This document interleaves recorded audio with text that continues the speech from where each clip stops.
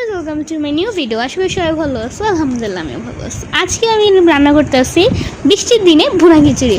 ফার্স্টে দিয়ে দেবো হচ্ছে আদা, তারপর হচ্ছে মরিচ, তারপর হচ্ছে হলুদ, তারপর পরিমাণ মতো লবণ।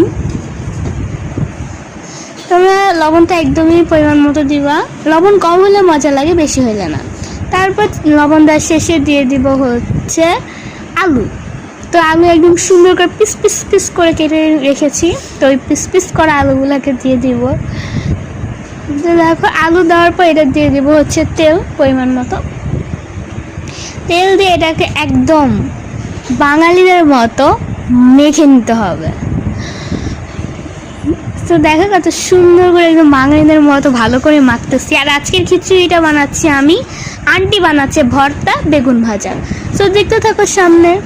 তারপর দিয়ে দেবে একটা বোম্বাই মরিচ ঝালের জন্য, মজার জন্য।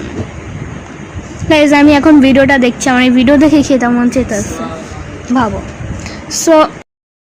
সেখানে তো দিয়ে দেবে পরিমাণ মতো পানি। আর আন্টির হাতে সবচেয়ে বেশি মজা জানো কি? মরিচের ভর্তা। মরিচের ভর্তার জন্য সবাই পাগল একদম। আন্টি যেভাবে মাখাটা দেয় মরিচের ভর্তার, মানে তোমরা যদি ভিডিও দেখো খাইতে মন চাইবো। আমি তো এখন ভিডিও দেখতেছি, আমার সব কিছু খাইতে মন চাইছে, বাট এখন অনেক রাত, খাওয়া যাবে না,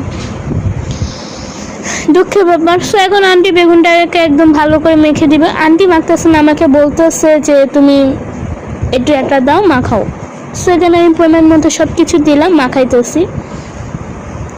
সে দেখো একদম ভালো করে ডলে ডলে মাখ। সো এখানে একদম ভালো করে মাখা নিতে হবে। ইয়ামজি বেগুন ভাজা, কার কার একদম মানে খিচুড়িতে বেগুন ভাজা না হলে হয় না। সো এই দেখেন আমার বেগুন ভাজা শেষ। সেখানে বসিয়ে দিলাম খিচুড়িটা। খিচুড়ির মধ্যে দিয়ে দেবো পুঁই শাক, আমার একটু মজা লাগবে একটু শাক শাক হলে। তো পুঁই শাকটাতে ভালো করে লাড়া দিয়ে দেবো। এই তো আমার খিচুড়ি কমপ্লিট, ডান। খিচুড়িটা মজা হয়েছে না?